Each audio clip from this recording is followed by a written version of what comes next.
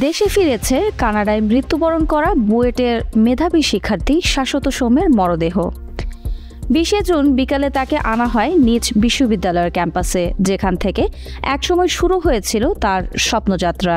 বিমানবন্দর থেকে সরাসরি নেওয়া হয় সেগুনবাগিচার নিজ বাড়িতে। সেখানে স্বজনদের কান্না আর শোক ছড়িয়ে পড়ে চারপাশে। পরে লাশবাহী গাড়ি করে বুয়েটের ইসিই ভবনে পৌঁছায় সৌম্যের নিথর দেহ। কানাডার টিস কলম্বিয়ায় একটি লেকে 4 জুন পাওয়া যায় তার মরদেহ। গ্র্যাজুয়েশন শেষ করে কিছুদিন বুয়েটে শিক্ষকতা করেন তিনি। এরপর পিএইচডি করতে যান বিশ্বের অন্যতম সেরা প্রতিষ্ঠান এমআইটিতে। পরে যুক্তরাষ্ট্র ও কানাডার বিভিন্ন বিশ্ববিদ্যালয়ে গবেষণা বিষয়ক বক্তৃতা দেন। মৃত্যুর কারণ এখনও নিশ্চিত নয়। কানাডা পুলিশ তদন্ত চালালেও পরিবারের দাবি এটি নিছকই এক দুর্ঘটনা। শাশ্বত সৌম্য একটি প্রতিশ্রুতিশীল নাম, এক অসমাপ্ত গল্প।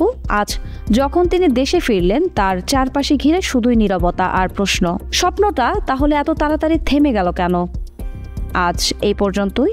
এমন আরও গুরুত্বপূর্ণ সংবাদ পেতে সাথে থাকুন ডেইলি মিন্টে।